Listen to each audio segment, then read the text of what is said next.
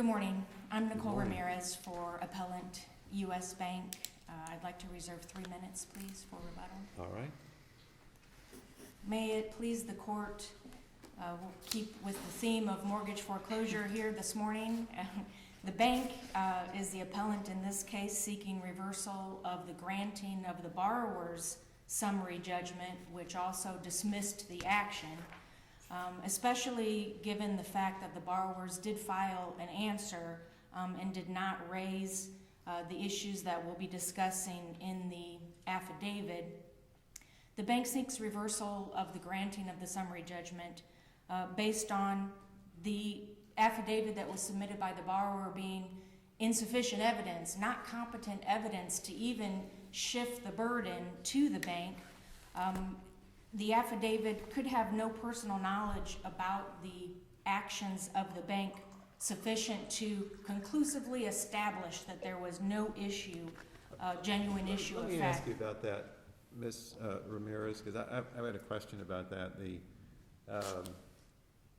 The affidavit that says that there's a branch within 200 miles, let's just say might be questionable, but again, we don't have a transcript of the hearing on the motion for summary judgment, and in the stipulated statement of what occurred, I don't see anything that says that you challenged the sufficiency of that affidavit before the trial court at the hearing on the motion for summary judgment. So how do we get around that problem? The statement of proceedings does include at least the discussion that the bank argued that there was still a genuine issue of fact, which would exist because of the insufficiency of the evidence. The rehearing rule 1530 provides specifically that sufficiency of the evidence, if that's what you're arguing, is not waived. So while it is true we don't have the transcript, the bank would argue that that's not waived to have de novo review of the evidence that was used. This case is also a little bit more complicated because of the issues of law, which would not necessarily even require a transcript. The two issues that are discussed But if you're going to attack the sufficiency of the affidavit on appeal, don't you have to have raised that point specifically before the trial court in order for us to be able to reverse the trial judge on that ground? Well, as I mentioned, I think in the statement of proceedings, while it doesn't use the word hearsay or discuss in detail the sufficiency of the evidence, of course that is compiled through agreement with counsel, and if there's any disagreement, it's hard, for anyone to really recollect the exact details. The way to avoid that problem is to have a court reporter at the hearing. Of course. But again, with the rehearing, it was raised, and 1530 does specifically say in the rule that even if not raised before, it's not waived to the insufficiency of the evidence argument. In this particular instance, the affidavit concerned things that the borrower could have no personal knowledge of. Things in the affidavit regarding, for instance, the face-to-face counseling. She says, or the borrower says, I never participated in the face-to-face. Okay, you can have personal knowledge of that. Did you move to strike the affidavits? We did not move to strike the affidavit. Okay, so if you didn't move to strike, then paragraph 2 alleges, whether it's sufficient or not, or personal knowledge or not, the plaintiff has a branch within 200 miles of the property. Why didn't the bank just say, no, we don't, in an affidavit? And then, paragraph 4, the plaintiff does admit, I have not yet initiated discovery. And we all know if there's an argument that discovery is incomplete, summary judgment cannot be granted. The bank did not even assert that discovery is not complete. So it just seems to me that despite arguments about the sufficiency of these affidavits, the bank did not file affidavits specifically challenging or opposing these allegations. It is true that there is no opposing affidavit to the 200-mile. That's not the only part, though, that makes this affidavit insufficient, even without the bank refuting it. It was not the bank's summary judgment hearing, of course. This affidavit was filed at the exact 20-day time, and the bank did provide an opposition, not necessarily an affidavit. There is an affidavit regarding the default letter already in the record, and that could provide information about who was billing and collecting regarding the 559-715 issue. But regarding the face-to-face issue, besides just the 200 miles, there's also statements that the borrower just could have no personal knowledge, even if the bank doesn't come and refute it. Just like in paragraph 4, where it says, I don't think they have standing either. Well, we can file an affidavit saying, yeah, we do have standing, but we weren't there with our proofs to prove our case at that time. We're opposing this. The other statements that wouldn't really require an affidavit, that the plaintiff refused to offer. Well, the borrower can't really testify, is not really competent to talk about what the bank did. The borrower doesn't even say that they did not get the notice or receive something. The borrower says that the bank refused, that no letters were provided, no phone calls were made. It doesn't even say were made by who. Is the borrower saying they made phone calls? Is the borrower saying that the bank did not make phone calls? See, Ms. Ramirez, and I guess this is where, to follow up with what Judge Sleet said, this is precisely when you have an affidavit that way, that's where the bank ought to have either moved to strike or move for it some sort of ruling by the court that this is insufficient to follow what Judge Wallace said, but to simply not to say anything and let it proceed through, that for me is a bit problematic. There was an opposition which provided bank records, not with an affidavit, that is correct, but bank records regarding the bank locations.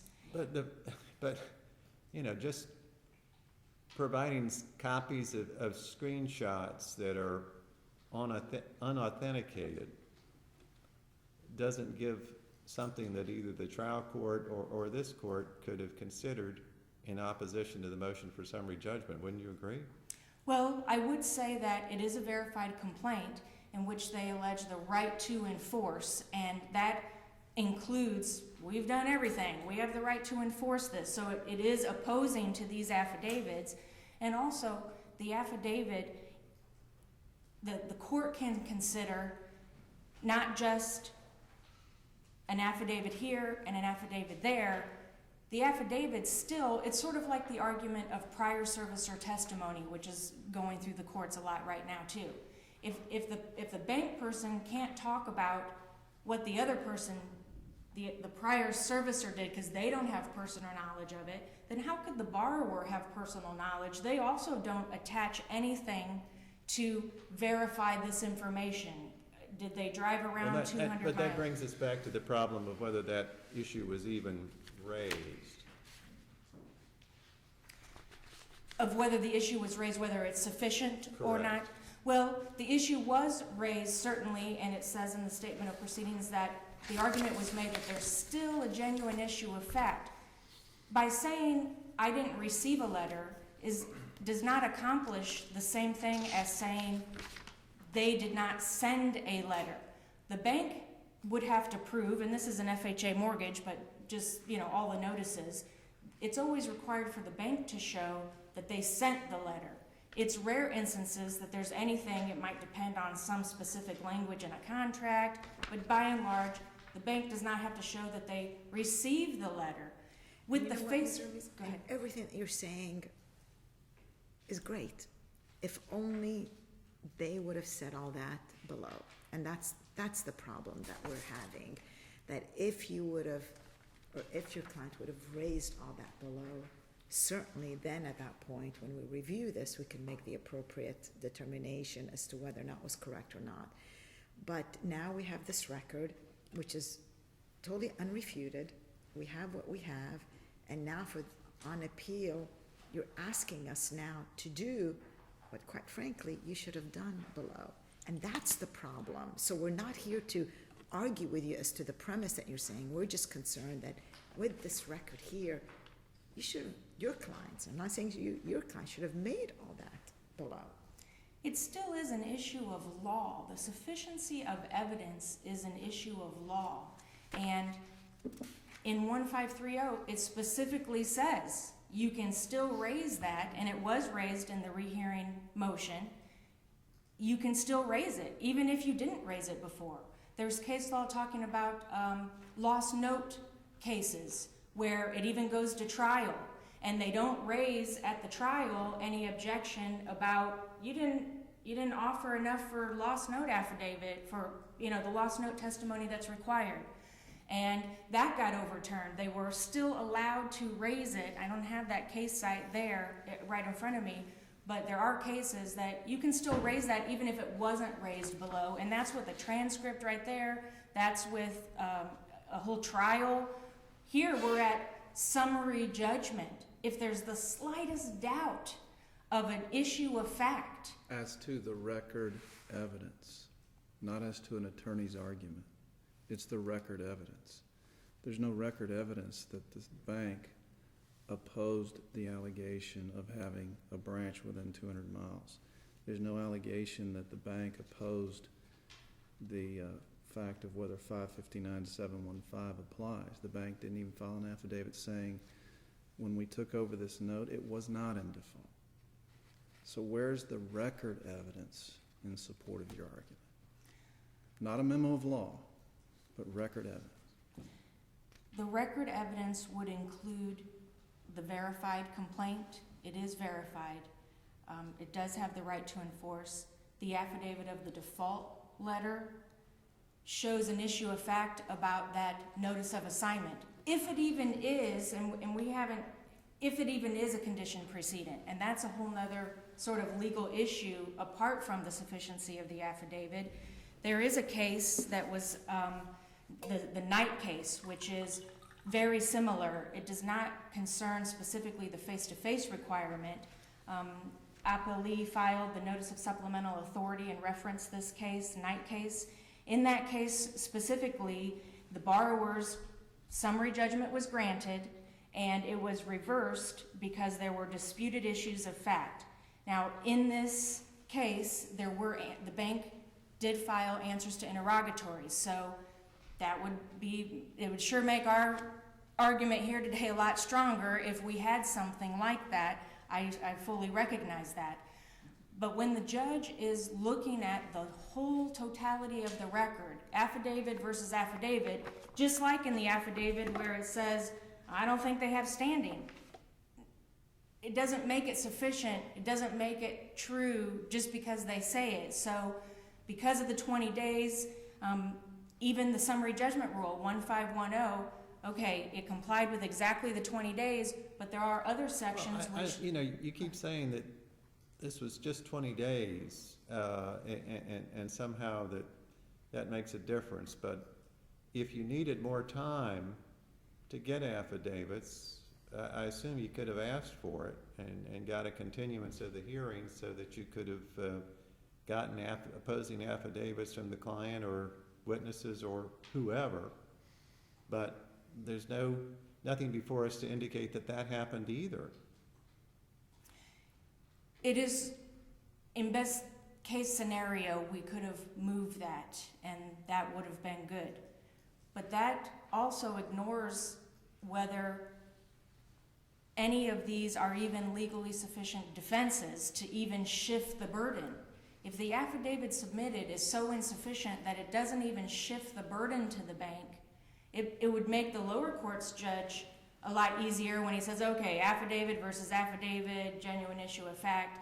This did require a closer inspection of the affidavit. Say the bank was moving for summary judgment that day, and the affidavit that was filed, it's kind of in the form of it could prevent our summary judgment because it raises these issues. These were not raised as defenses. They were already waived. Even if the bank submitted an affidavit, the bank would not be capable of submitting an affidavit that said, these are waived. That would be a legal argument. So there were many more arguments to make to go in and say, We'll argue that the affidavit is insufficient. We could not get an affidavit in time. That would have helped.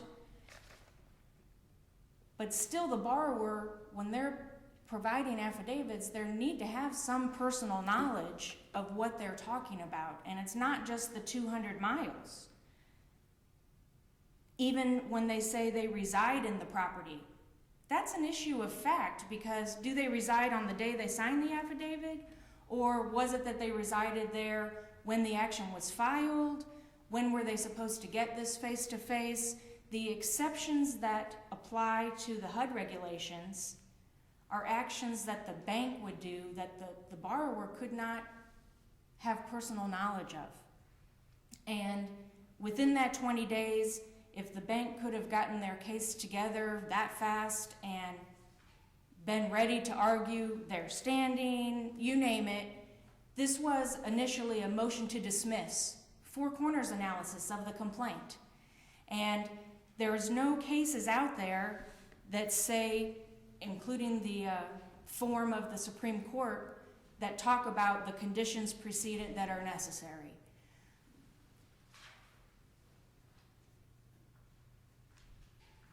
That meant that the affidavit could not even shift the burden so that the bank had to come in with an opposing affidavit. The affidavit was insufficient to even cause that to happen. I'm not sure how I am for time. You've got 3.5 minutes left. Not moving into the rebuttal? Totally, you have 3.5 minutes left. Okay, I will, unless there's questions right this moment, I'll save that for some rebuttal. All right. Thank you.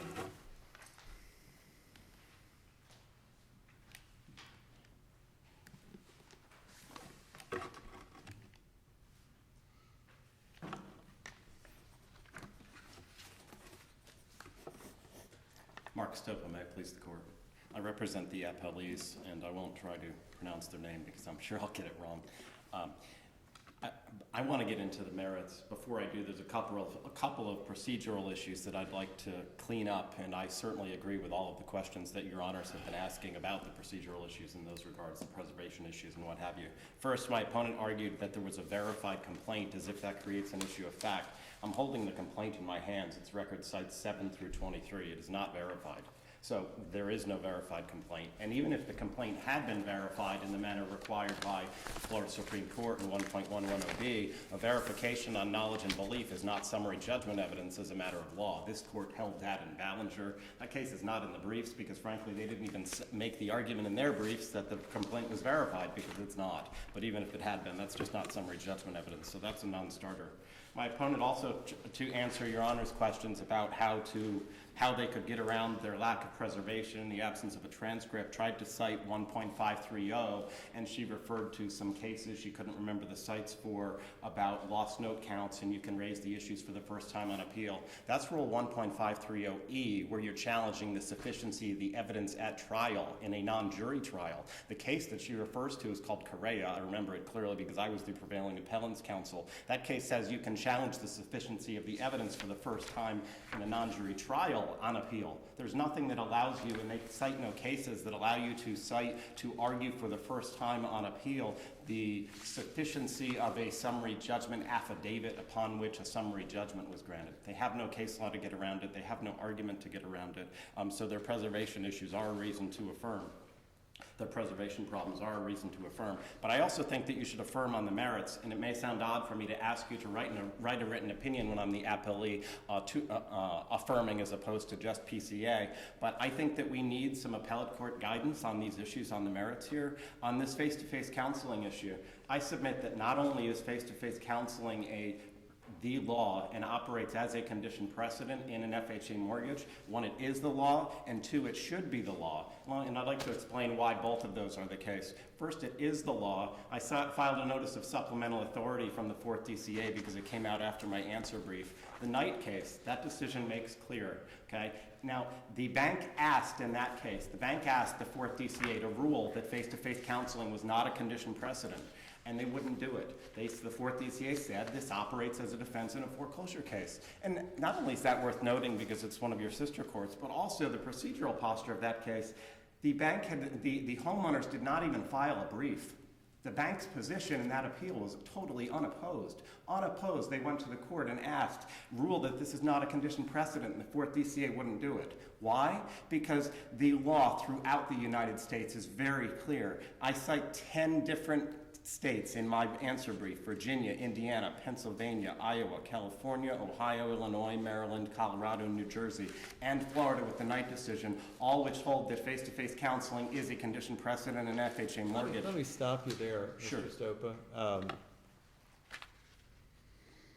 Looking at the stipulated joint statement of the proceedings, which is all we have because we don't have a transcript of the hearing on the motion for summary judgment, is there anywhere in there where it tells us that the bank argued that this wasn't a requirement, so that the issue was raised?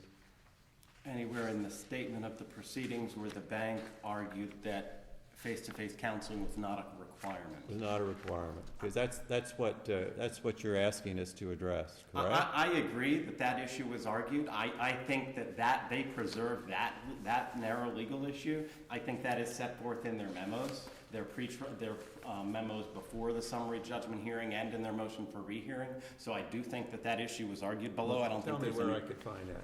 Oh, you know, Judge, I was conceding that, so I wasn't prepared to cite you that record site. But I know that was in their motion for rehearing, and it was, they filed a couple different pretrial memos, so I do believe that issue was addressed below. If I could pull. Because I thought they sort of assumed that if they didn't have the meeting, then that would be a valid defense. At least that's what I got out of what's in front of us. They seem to be arguing that the counseling wasn't necessary because they didn't have a branch within the 200-mile radius of the borrower's residence. And I think they argue it two ways. I think they argue factually that exception applied, and I, of course, disagree because they didn't have any summary judgment evidence opposing mine to support that position. But I think the bigger part of their argument throughout the briefs and below was that that's not the law. I think they argue that that's not the law, that face-to-face counseling is not a condition precedent in an FHA mortgage, and I think that it is, and given the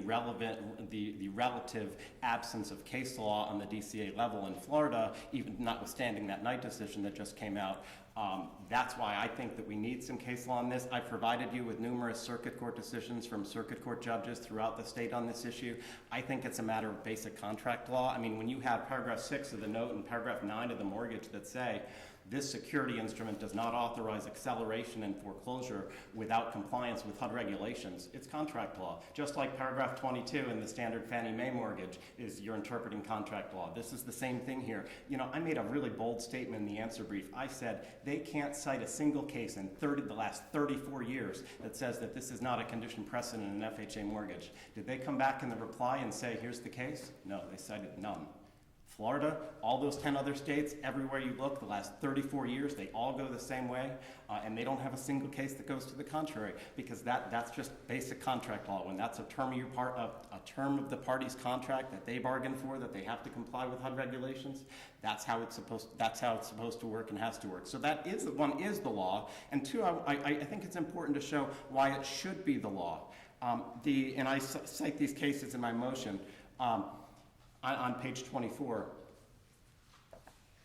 the courts have held in other jurisdictions, if a bank like this bank is going to avail themselves of the benefits of a government-insured loan, then they should have to do what the government says in order to get that loan. And I love some of these quotes from these cases. I just don't think that you set this case up enough for an affirming opinion, because all you have is an affidavit from your borrower client. You didn't take discovery. You didn't take discovery from a bank representative saying, yes, we have a branch there, or no, we don't, or we're supposed to comply, or no, we're not. You simply have a bare assertion from a layperson. And that's the only record evidence as to whether 24 CFR applies. Any legal argument not memorialized in a transcript is not before us. And I'm certainly not going to complain if you just decide to PCA. I mean, certainly think that's an appropriate result. But I mean, our affidavit does say, based on my personal knowledge in paragraph 1, and then something like, you know, when you say it's based on your personal knowledge, you can say whether a branch is within 200 miles of your property. She lives in the property. She knows where a branch is located. So that was certainly appropriately. I don't understand what you just said. How does she know where a branch is located? Because when it's based on your knowledge, you drive there, you've been there, you've personally been inside. I mean, I think. Well, okay. Well, why didn't it say, you know, the branch is at 8915 72nd Avenue East in St. Petersburg? Why doesn't it say that? It certainly would have been better if it said that, for sure. But, you know, there's nothing about this affidavit that makes it fatally defective, particularly where they haven't challenged it below. But Judge, to get to your So you think this affidavit would be, if this were given as testimony in court, that you could just come in and say, you know, as far as I know, I believe there's a branch within 200 miles of where I live, and that's what I think. That's okay? That would be admissible in evidence? Well, it's not, that's what I think. I think that the testimony, if it played out at trial, would go to the effect of, you know, them explaining where the branch was located, what town it was in, that they had been there, something Okay, to well, that effect. obviously, this affidavit doesn't tell us any of those things. Sure, and I, you know, readily acknowledge that it would have been better if it included that, but there's nothing about this that is inadmissible. It says it's based on their personal knowledge, says they live in the property, and plaintiff has a branch within 200 miles. Well, you could say, you know, the moon is made of green cheese based on my personal knowledge. That doesn't mean it's admissible in evidence. Well, I understand, but we're going based on the record that was before the lower court and this court, and that's all that we had. And that was certainly at minimum enough to shift the burden to them for summary judgment purposes to come forward with something to the contrary, and they came forward with nothing. But when I'm asking you, when I'm suggesting that a written opinion is appropriate here, like on this face-to-face counseling issue, I don't think that it's necessary to get into the minutia of the facts of this case. I think it's appropriate to simply say, we could use, So the circuit. we should just write an advisory opinion just for the fun of it? No, I'm saying that the circuit court judges beneath you could use guidance from this court, because I argue this all the time. You can see from the circuit court orders I've provided you. I guess to follow what Judge Slate said, perhaps this may not be the right case, This may not Mr. be. Stoker. I understand. Because- Well, you have the benefit of not having a record in this case, but I have some concerns about the way you pled this. I mean, you file a motion to dismiss, and then you piggyback it with a motion for summary judgment, and you really don't change much of your motion to dismiss, because if you look at paragraph 10, your prayer is this action should be dismissed without prejudice. So you're asking for a dismissal. You don't appear to be asking for a summary judgment. And there's no discovery. There's simply an affidavit with bare assertions, and obviously you prevail because there's no opposing affidavits to yours. This case is set up in a most awkward fashion. Well, and I can understand on one level why you would say that, Judge, but I do think everything about this was appropriately done for a couple reasons. First, even though, there's nothing that stops a motion for summary judgment and a motion to dismiss being done at the same time or even in the same motion. I realize that they're different legal standards, but we appropriately argued the summary judgment separate and apart from the motion to dismiss. The Florida Supreme Court makes clear in the Coral Ridge case cited in the brief that we can move for summary judgment at any time. But within the body of your affidavit, your own clients assert that as a result, I have not yet initiated discovery, which could lead to the conclusion discovery is incomplete, and you would agree if discovery is incomplete, you do not get a summary judgment. Well, I agree So- that if their requests for discovery had been initiated and they had requested discovery and preserved the issue of taking discovery before summary judgment, then sure. But the fact that my client wanted more discovery had no bearing on the issues here at all. So I don't think that stops anything at all. On the issue of we seek summary judgment, but the remedy is dismissal, I think that's exactly correct, and I cite the Whistler Park and Wright case in my brief for the position that when a defendant seeks summary judgment for a plaintiff's failure to comply with conditions precedent and they win, the remedy is dismissal. It's not a judgment on the merits. It's not a free house. They didn't do something they were supposed to do before the suit was filed. We conclusively prove that. We win this case. This case gets dismissed without prejudice. Then they can comply with that condition precedent before they file the next case. So I realize that may seem a little odd procedurally, but it is correctly done, and I think that I've cited the cases that support that, including the Coral Ridge case, which says... If I may, Mr., because I'm troubled with what you said. You just happen to be fortunate that the bank in this case, quite frankly, dropped the ball.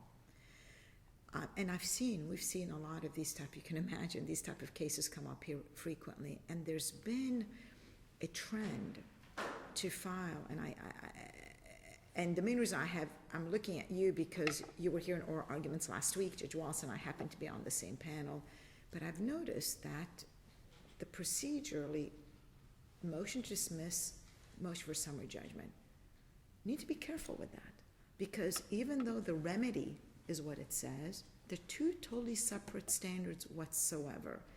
And so in this case, unfortunately, and it's not Ms. Ramirez, I'm sure you inherited this case, but if the bank did what they needed to do, it may be a little bit problematic. So I don't want there to be this idea that this is okay for people to make these pleadings and to have it heard that this is okay, because that I'm concerned with. And Judge, I agree that they're different standards. I think whenever I've done this, and I have generally stopped combining them in the same motion, but there's no case law that prevents them from being in the same motion as long as they're argued as the separate appropriate standards that they are. So I'm not going to conclude that if you PCA this, that is a blessing on that procedural approach.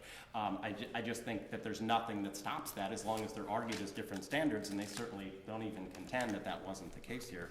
I want to talk about 559 and 715 as well. I think that's also an issue for which the lower courts really need some guidance. I'm now up to, and I've cited even more circuit court decisions on this, 41 different circuit court judges who have agreed on this issue.